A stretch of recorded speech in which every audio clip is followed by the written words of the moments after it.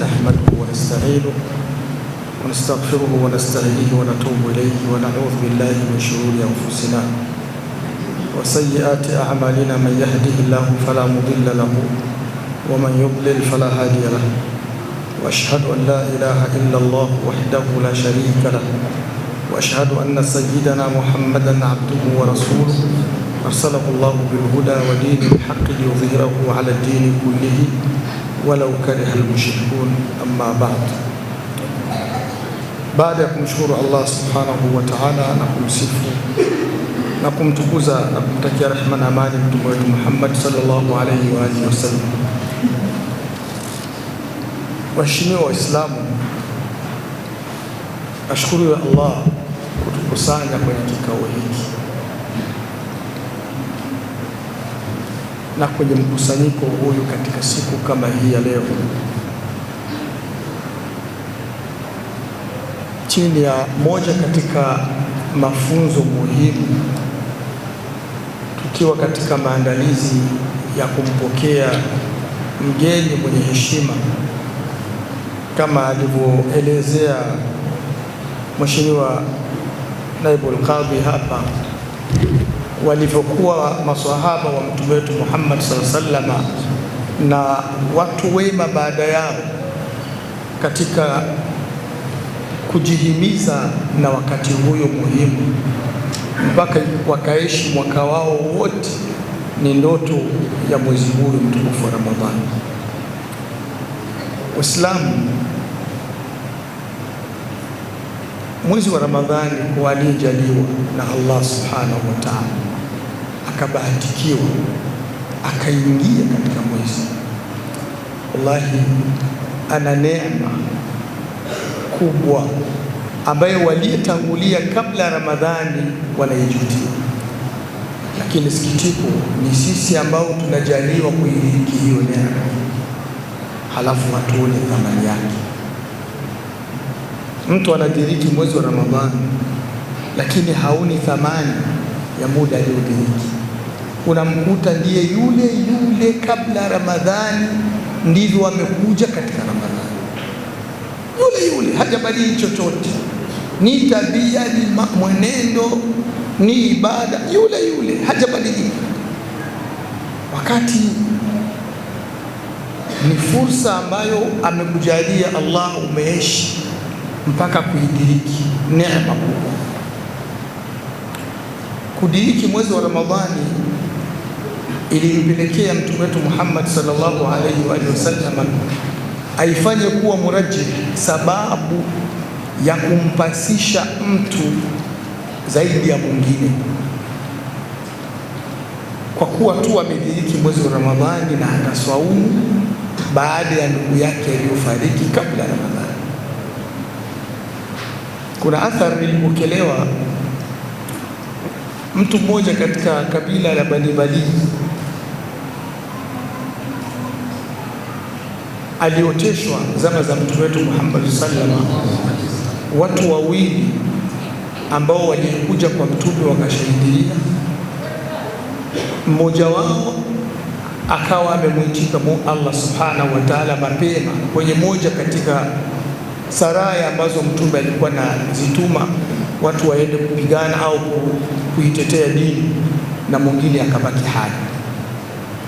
Alipooteshwa akamwona yule aliyebaki hai ametangulia kwenda peponi kabla ya yule aliyofishwa, tena amefishwa kwa ajili ya Mwenyezi Mungu vitani.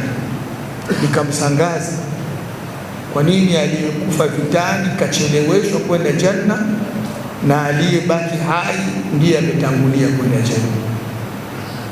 Alipokuja kumuuliza mtume sallallahu alaihi wasallam, jibu la mtume alimwambia, alaysa qad aasha ba'dahu sana wa sama wa salla. Umeshangazwa kumwona huyu aliyebaki hai katangulia kwenda janna kuliko yule aliyekufa shahidi? Si huyu alibaki nyuma yake mwaka mzima na akadiriki mwezi wa Ramadhani akaswaumu na akaswali? Unaonaje ajabu ikiwa yeye atamtangulia yule janna? Maana kudiriki kwake mwezi wa Ramadhani na kusaumu, Mtume aliliona kwamba ni murajjih, ni imetosha kumweka juu kuliko yule aliyetangulia kabla. Waislamu, hii ni neema Allah tukujalia, na tunamuomba Allah subhanahu wa ta'ala. Hatujawa na yakini kwamba tutadiriki, zimebaki siku chache, lakini wale watajaliwa Mwenyezi Mungu subhanahu wa ta'ala kuwafikisha katika mwezi wa Ramadhani watakuwa wamediriki neema kubwa, na tuitumie vilivyo kama alivyotuambia shekhe, mambo ya kheri tunayakimbilia. Mimi nimeambiwa leo nisiongelee hayo, niongelee masaili ambazo ni mpya, hazikuwepo zama hizo za maswahaba. Ni masail ambayo mafuqaha wanazita nawazi, masail haditha tataallaqu bisiyam. Ni masail mpya, hazikuwepo zile zama, lakini ukizitazama unakuta zinaambatana na ibada yetu ya saumu. Ukizitazama zama za Mtume, kama masaili kwa picha zilivyo leo hazikuwepo, kama zilivyo kwa picha zilivyo leo zama za maswahaba hazikuwepo kwa picha tunayoiona, lakini labda sifa fulani ambazo zinaambatana hizi masaili zilikuwepo hiyo wakati, isipokuwa masaili zenyewe zinazoonekana kwa leo tunaziona mpya kwa sababu ya maendeleo ya kitiba, ya maendeleo ya teknoloji, ya mabadiliko ya maisha. Tunaziona zile masaili kwa sura mpya, lakini zilikuwepo kwa picha na kwa asili ya kitendo, labda kwa kufanana kwa picha hii au nyingine, na ndio maana tutapatia hukumu au tutaiona hukumu kutokana na masaili hizo. Masaili ambazo tunaweza kuwa nazo kwenye zama hizi tukaziita kama ni masaili mpya, masail haditha tataallaq bisiyam, ni nyingi tu ambazo tunaziishi, na watu wanachanganyikiwa wakati mwingine wakati zinapotokea masaili hizi na kutaka kujua hukumu ya sheria kwenye masaili hizi ni ipi. Wakiwauliza wanavyoni, wakiwauliza mashehe, wakiuliza baraza za wanavyoni duniani kwa ajili ya kupata mwanga kwenye masaili hizi. Labda tunaweza kuzungukia masaili kama ngapi hivyo kama mfano, ili watu kuweka kumbukumbu na kuweza kuzingatia sheria yetu ya Uislamu kwamba haikuacha kitu. Allah subhanahu wa ta'ala sema wama farratna fil kitabi min shay. Ndani ya Qur'ani Mwenyezi Mungu subhanahu wa ta'ala hakupuuzia kuacha chochote, yani kila kitu ndani ya Qur'ani kimo, lakini usifikirie sasa kwamba utakipata kwa sura unayoitaka wewe. Mama mmoja alimjia mmoja katika maulama, akaja kumuuliza suala la aya hii, akamwambia kaifa waqad qala subhanahu fi kitabihi wama farratna fil kitabi min shay. Vipi Mwenyezi Mungu subhanahu wa ta'ala ameeleza ndani ya Qur'ani kwamba hatukupuuzia wala kuacha ndani ya kitabu kueleza chochote? Shekhe, mimi nakuuliza, ikiwa Allah hakupuuzia kueleza chochote ndani ya Qur'ani, mimi ninao wageni watanitembelea. Wageni hao mabaina 900 wa 1000, katikati ya 900 na 1000. Sasa hawa wageni wangu, ikiwa Qur'ani haikuacha chochote imekieleza, fama tura ma uqaddimuhu lahum, unasemaje, ni kiasi gani cha kile nitachowaandalia hao kama Qur'ani haikuacha?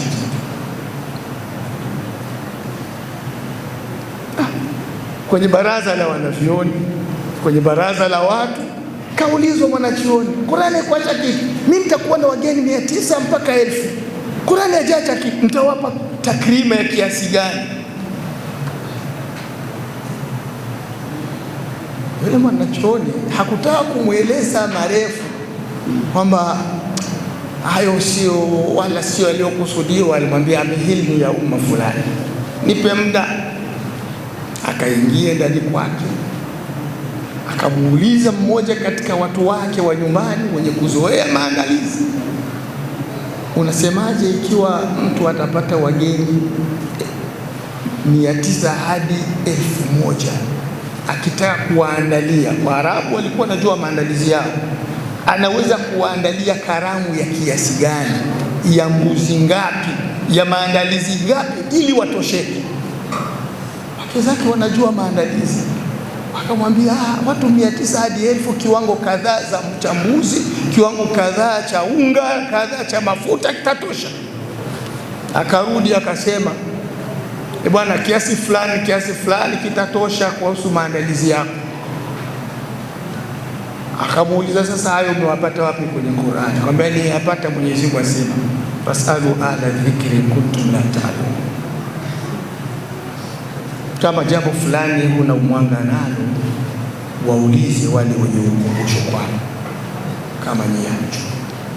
Kwa hivyo Mwenyezi Mungu ameshatoa mwanga wa kupata jawabu, ni jawabu ya kile ambacho unakihitaji. Kwa hivyo akatumia utaratibu unayotakiwa, akapata jawabu. Ni Qur'ani imeelekeza. Kwa hivyo katika maradhi au katika masaili ambazo ni mpya za kileo, kutokana na tiba kuendelea, kutokana na maendeleo ya pia vifaa vinatumiwa leo, ambao Waarabu wanasema al-bakhakh, istimalu al-bakhakh. Wale wagonjwa ambao wanapata ugonjwa wa asma huwa mara nyingi wana zile spray wanazitumia, akiwa amezidiwa kwa kupulizia kinywani anaswau. Je, hili atapoitumia na yeye anaswaumu, itaharibu saumu yake? Hiki kifaa ambacho kinatumiwa leo, zama zile hakikuwepo. Zile bakhakh wanazopulizia kwa ajili ya kutaka kupumua vizuri, ikiwa amepata krizi mathalan, ikabidi wamletee apulizie ili awe na afya njema, hali itulie. Kifaa hiki hakikuwepo. Kwa hivyo maadama kimeonekana kama kipya, ni katika masaili mpya ambazo zimeonekana na zitatakiwa kuwa na hukumu kwenye sheria. Mwenye kuswaumu ikiwa atatokewa na hiyo hali na akawa ana matatizo ya asma au alerji, ikapelekea pumzi kukatika, anatakiwa asaidiwe na kifaa kama hicho cha kurudisha pumzi yake vizuri. Akikitumia wakati wa saumu, saumu yake ipo au imeharibika? Hiyo ni masala ambayo miongoni mwa masaili mpya ambazo hazikuwepo. Lakini sasa suala linarudi, wapi wanavyuoni watakuwa wamepata mwanga wa kutaka kuzungumzia hili? Kwa sababu wanavyuoni wa fiqh katika vitabu mbalimbali wameeleza kuhusu jambo hili, kama Imamu Al-Kasani katika kitabu chake Badai' As-Sara'i fi Tartibi Shara'i, na wengineo wanaeleza masala kama hizi. Lakini wanapatia wapi katika kuzungumzia kitu kama hiki? Wanapatia pale mafukaha wa zamani huko walikuwa wanaeleza kwamba kila kitachoingia kwenye tajawif alfam, kwenye uwazi wa kinywa, kikafika ndani hadi ndani ya koo kikaingia, basi hicho kitakuwa kimemfuturisha mtu. Sawa? Sasa yule anapochukua kile kifaa akapulizia kinywani, kuna sura ya kufanana na kile kilichopita kinywani kikaingia hadi kooni. Sasa wanalinganisha hiki kifao kipya, na mafukaha zamani walieleza kila kilichopita kwenye uwazi wa kinywa kikaingia mpaka ndani kinywani hadi kooni kinamfuturisha mwenye kufunga. Sasa huyu ambaye atatumia spray hii kwa kuvuta hali nzito ambayo imemtokea kwa ajili ya maradhi, atakuwa miongoni mwa wale ambao wamefuturu mchana au sio miongoni mwa hao. Mafukaha wengi wa kisasa katika majami al-fiqhiyya al-muasira, katika baraza mbalimbali za kifiqhi ambazo za wanavyoni wako leo wanaishi katika mazingira ya kisasa, katika kuona mambo yanavyoendelea, wanaona kwamba hizi bakhar la tufattir, haziwi zimemfungulisha mwenye kufunga, ikiwa atakuwa amepulizia kwa min ajili ya kutaka kurejesha afya yake. Kwa nini? Wao wakasema liqillati ma yasilu ila aljawfi, kwa sababu ukiangalia kinachoingia ndani ni hewa, ama kwamba kuna maji yatafika ndani ni machache sana, kinyume na hewa. La kwanza hilo. Mbili, walilhaja tibia. Pia sababu ya pili imepelekea kufanya hivyo ni shida au ni makusudio ya kupata tiba, ikieleweka kwamba aliyefuturu alikuwa na makusudio ya kula na kujipa nguvu kimwili, ama huyu shida yake ilikuwa nini? Ni kupata tiba. Kwa hiyo kwa maana hiyo vifaa hivyo havitumiwi kwa ajili ya kuongeza nguvu wala kwa ajili ya matumizi. Kwa hivyo mtu atayetumia zile spray kwa maradhi hayo, ikiwa atazidiwa mtu asma akawa ameletewa apulizie kwa ajili ya kurudisha afya yake vizuri, haimfanyi kuwa saumu yake ilibatilika.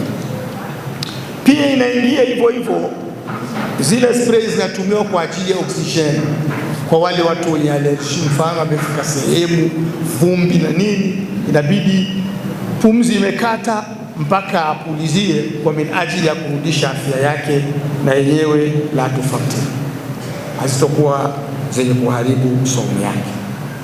Masala ya pili katika masaili ambazo ni katika masail haditha ni ghasilu lkila au lkula. Ni wakati hili nilipolisoma hivyo likanichanganya, nikawa nimewapigia baadhi ya madaktari kuuliza kwa sababu ili kulisafisha au kusafisha mshipa ambayo inapeleka damu kwenye maini na nini, hili kazi kwenye figo ni kazi ambayo si nyepesi kumfanya mtu awe na saumu katika hali kama hiyo. Lakini mafukaha, na ndio muone ndugu zangu Waislamu, dini yetu ya Uislamu iliwafanya mafukaha wakawa wanaleta masaili iftiradhia, masaili za kukadiria kama kitu kitafikia kuwa hata kama hakikuwepo, wanakadiria labda jawabu lake litakuwa lipi. Tufaradishe kama mtu ataweza kusaumu na ana tatizo la figo, akawa mchana huyo imebidi waende kusafisha figo lake, ameng'ang'ana kwenye saumu. Sasa ikafikia wamemfanyia hivyo, wanaita dialysis renal. Ikiwa atafanyiwa hiyo na yeye ana saumu, tufaradishe hakula mchana, je, kitendo hicho kitapelekea awe amefuturu amekula mchana? Wengi katika mafukaha wasema yufattir, hilo litamfanya awe amekula mchana, kwa sababu kitendo hicho hakitofanyika kwa wepesi pasina kuwa kuna sawail zitatumiwa, yani kuna dawa na viburudisho vitavyotumiwa kupulizia kinywani mwake kwa kutaka kupata nguvu la kuweza kufanya amalia hiyo wanayokusudia. Lakini Dr. Sudi nilipomuuliza akaniambia hiyo haiwezekani, mtu akifikiwa kufanyiwa hiyo dialysis afanye awe mwenye saumu, kwa sababu hali yake inakuwa ni ngumu, mpaka kusema mtu huyo atasaumu ni vigumu sana. Nikasema inawezekana. Mafukaha walikuwa na masaili wakati mwingine wanazikariri kwa minajili ya kutaka kuonesha mwanga wa sheria kwenye hilo jambo, hata kama ni kitu kwenye hali ya uwezekano kwa leo hakiwezekani, lakini wanakijadili ili watoe mwanga wa sheria. Miongoni mwa masail mpya ambazo ziko leo, zamani hazikuwa, alhuqanu tibia, ni zile sindano ambazo wagonjwa leo wanadungwa kwa ajili ya matibabu. Sindano ambazo wanagongwa wagonjwa leo kwa ajili ya matibabu hazikuwepo, lakini walikuwa wanatibiwa kwa namna nyingine. Sasa ikifikia leo mathalani mtu anaumwa, amelazimika adungwe sindano kwa ajili ya joto kali, teremsha joto, au malaria kubwa, anadungwa sindano.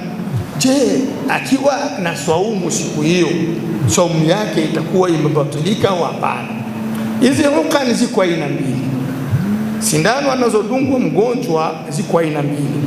Kuna zile ambayo zinaitwa hukanun ghairu mughadhiya, ni sindano ambazo anapigwa mtu kwenye mwili na hazimpi nguvu ya badala ya chakula, lakini labda zinamletea tiba ambayo anakusudia. Alikuwa na joto kali linapungua, hivyo alikuwa na udhaifu unapungua. Hizi sindano kwa ajili ya tiba kwenye mwili la tufatir, hazimfanyi mtu kufungua. Anadungwa sindano na saumu yake inaendelea pale pale, hakuna tatizo. Ama zile ambazo zitakuwa na maana ya kumpa nguvu mtu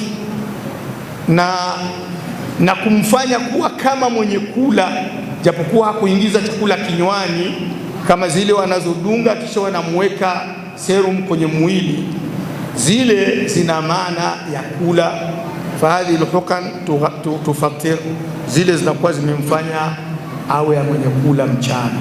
Maki akidungwa zile sindano za moja kwa moja akawekwa serum, huyo atakuwa saumu yake imebatilika kwa siku hiyo. Lakini yule alidungwa sindano ya kawaida kwa ajili ya matibabu fulani na haina maana ya kumpa nguvu ya chakula, haimbatilishi saumu, ataendelea na saumu yake kama kawaida. Masaili zingine ambazo wamezielezea mafukaha ni qataratun tudau fil ain wal udhun wal anf, ni dawa zile za matoni ambazo mtu anadondoshea ndani ya macho yake na ndani ya masikio na ndani ya mapua. Yani anaandikiwa dawa kwamba wewe mgonjwa, siku zote wakuweke ndani ya jicho, kwa kuwa pana tajawifu, yani dawa ile inaweza ikanyemelea mpaka ikaingia akahisi ladha au ukali wa ile dawa kooni, au akamweka masikioni akasikia ladha yake kooni, au akanyunyuzia ndani ya pua lake. Je, ikiwa watatumia hizo katarati, hizo matoni za dawa ndani ya macho yake au masikio au mapua, zitakuwa sababu ya kumfanya abatilishe saumu yake mchana wake au vipi? Wakasema qatratul ain wal udhun, qatratul ain aqwalun inda kathirin min almuasirin annaha la tufattir. Kuna kauli tofauti, lakini kwa wengi katika wanavyoni wa kileo ni kwamba yale dawa wanayonyunyuzia ndani ya macho kwa sababu ya matatizo ya ugonjwa, aidha ndani ya masikio, haimpelekei yule mwenye kusaumu kuwa amefuturu, wala wajada tuamaha fil halq, hata kama atasikia ladha ya ile dawa ndani ya koo, akasikia ile harufu ndani ya koo kwa kuweka ndani ya macho dawa au ndani ya sikio lake, saumu yake itabaki pale pale, kwa sababu sheria ilisema kullu ma wasala fil jawf an tariqi al-fam, ni kila kilichofikia wapi? Ndani, kinywani, ndani kwenye ukoo ya Muislamu, ya mwanadamu, kwa kwenda tumboni kupitia kinywani. Kila kilichofika kule kupitia kinywani kitakuwa kimemfuturisha. Lakini huyu kadondoshewa dawa kwenye macho, haina maana ya kula wala ya kutia nguvu. Kadondoshewa dawa sikioni, haina maana ya kula wala kutia nguvu. Huyo saumu yake iko pale pale. Amma qataratul anf, ama dawa itanyunyuziwa ndani ya mapua, idha wasala shay'un minha ila aljawf tufattir liannahu manfadhun mubashir.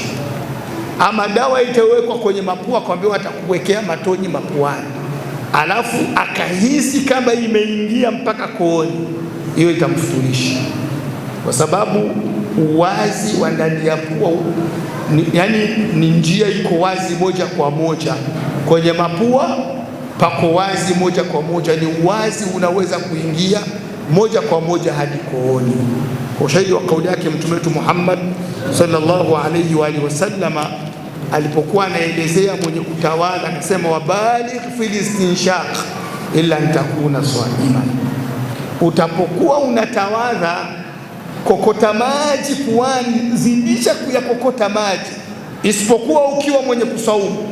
Usizidishi kukokota maji kwenye pua, kwa sababu yanaweza yakapenyeza na yakadumkia hadi kooni na ukawa umepatulisha saumu yako.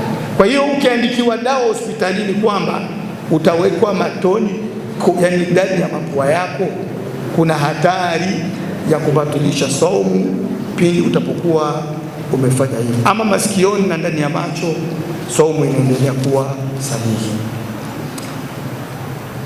Kitu kingine ambacho ni katika masail ambazo wamezijadili, alminzari tibbi. Alminzaru tibbi ni ile endoskopi wanayopimisha estoma kwa wale wenye kwenda kwa madaktari kwa sababu ya kutaka kujua yani afya yake ikoje, wakamuingiza ule mpira wa kutaka kumpima, na yeye anasaumu wakati huyo, hal yufatir au la. Wakasema in lam yusahibuhu idkhalu sawail au mawad mughadhiya fahunaka khilafun inda alulama wa kathirun min almuasirin yarawna annahu la yufattiru bidhatihi.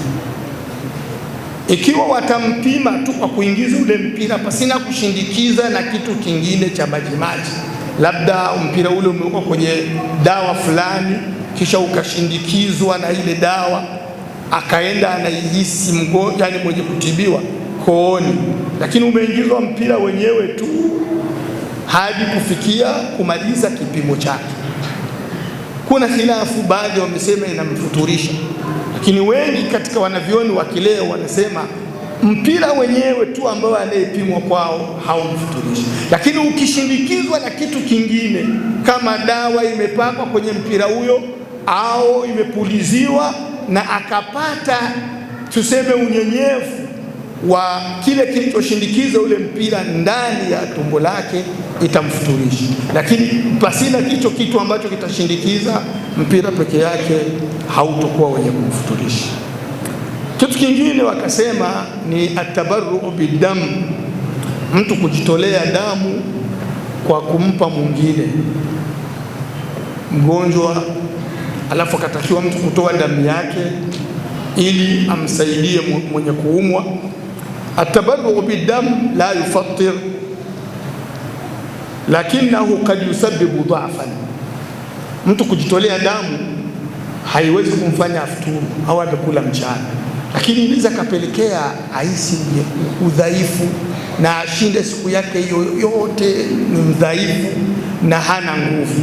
Kwa sababu hiyo wakaona kathiru min alfuqaha kwamba hiki kitu ni makruh, ni jambo la kuchukiza. Kama hakuna haja ya kwenda kutoa damu ukiwa na saumu usifanye hivyo, kwa sababu usije ukadhoofika na ukashinda na hali wewe umedhoofika. Na Mtume alayhi salatu wassalamu alimkataza hata mwenye kusafiri kufunga kwa sababu ya udhaifu ambao unayemkuta, akasema laysa min albirri siyamu fi safar, kwa kuwa anapatwa na mchoko na udhaifu. Kwa hivyo haitombatilishia saumu yake kwa kuwa yeye ametoa damu. Lakini yule anayepewa damu ambayo umejitolea wewe, huyo saumu yake itakuwa imebatilika kwa wengi miongoni mwa wanavyoni, kwa sababu itakuwa ni kama nguvu ameongezewa kwenye mwili, na inakuwa kwenye makamu tarbia, ni kama ameongezewa nguvu fulani, ni kama chakula kimeongezeka kwenye mwili wake. Kisha kuna kuja maajunu lasnan, ya dawa tunayotumia kwa ajili ya kuswaki. Tunaweka kwenye mswaki, tunapiga mswaki. Je, hii nayo inaweza ikamfanya mtu awe amefuturu akiweka kwenye mswaki ya dawa alafu akaswaki? La, haimfanyi mtu kuwa amefuturu, isipokuwa haitakiwi tu azidishe kuingiza mswaki wake kwa ndani, asije akameze sehemu katika hiyo dawa. Na ikifikia katika kuswaki kwake akameza chochote katika hiyo dawa, itabatilisha saumu yake, kwa sababu ya kile ambacho kitakuwa kimepenyeza kuingia ndani ya koo lake. Kwa jumla ni kwamba masail hizi ukizitazama uko mwanzo hazikuwa, lakini kwa sababu ya tiba kuendelea na kwa sababu ya maisha kubadilika na teknolojia kuongezeka, zimekuwa masail haya leo ambazo zinapelekea watu kuzitazama masaili hizi, kwa sababu wanaziishi na wakaanza kuzijadili kwa sura kama hiyo. Na dakika zangu zimebakia dakika 3 mashaallah, na mimi nimefika kwenye tamati. Na Mungu Mwenyezi Mungu Subhanahu wa Ta'ala, hizi masaili ambayo tumezieleza kwa wale ambao zitatokea katika mwezi mtukufu wa Ramadhani zisiwasumbue. Mwanga ni huyo ambao wanavyoni wametoa, na kuna zingine nyingi tu ambazo zitakuwa zikipatikana. Watu wawarejelee wasomi wa dini katika kutafuta ufumbuzi wa masaili hizo na kutafuta tiba na dawa kisheria, tukimwomba Allah Subhanahu wa Ta'ala abariki vikao kama hivi. Na ndugu zangu Waislamu, kheri kama kheri ni katika vikao kama hivi, na kheri kama kheri kwa umma wa Kiislamu itapotea vikao kama hivi vikikosekana. Wakati fulani walipokuwa watu wanakusanyika mbele ya wasomi wao kwa ajili ya kutafuta elimu na kwa ajili ya kusoma na kunukulu masaili za elimu mbalimbali, walikuwa wanasema kwamba umma utaendelea kuwa kwenye kheri maadama hawa watu bado hivi. Lakini wakati watu watakatika, zikawekwa meza za kusoma ilmu ya dini, watu wakakosekana, basi kheri kwenye hiyo jamii imekosekana, hakuna kheri. Ndugu zangu Waislamu, tunapotaka kupata kheri ya jamii yetu na umma wetu, tuzidishe vikao kama hivi. Pale popote ambapo zitawekwa meza kama hizi kwa minajili ya kujifunza na kukumbushana na kuelimishana mafunzo ya Mwenyezi Mungu Subhanahu wa Ta'ala na mafunzo ya Mtume wetu Muhammad sallallahu alaihi wasallam. Mwenyezi Mungu atujalie tu katika wale ambao wanasikia maneno mazuri wakayafuata, na wakayasikia mabaya wakajiepusha. Subhanakallahumma wa bihamdik, ashhadu an la ilaha illa anta, astaghfiruka wa atubu ilayk.